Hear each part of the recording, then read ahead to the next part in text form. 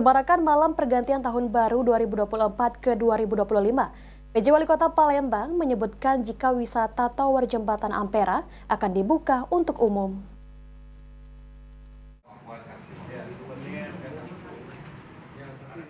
Sejalan dengan BBPJN Sumsel yang sebelumnya menargetkan perbaikan dan pemasangan lift di Tower Jembatan Ampera Palembang selesai di akhir Desember 2024.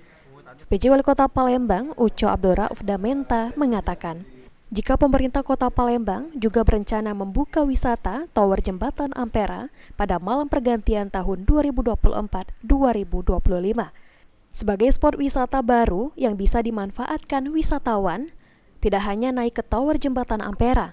Pada Jembatan Ampera juga akan dihiasi atraksi lampu dan corak songket yang menambah keindahan Jembatan Ampera sebagai ikon Kota Palembang. Ampera itu persiapan untuk tahun baru. Kita persiapkan bagus lah untuk tahun baru ya, untuk wisata, untuk hiburan rakyat atau masyarakat Kota Palembang. Nah, nanti seperti ini. Ada motif songket ya.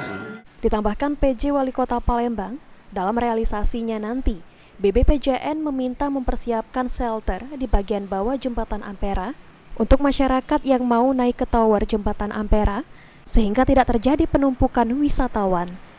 Lantaran satu tower hanya bisa dinaiki hingga 25 orang dalam satu waktu. Aduh Sandi Pratama, PAL TV.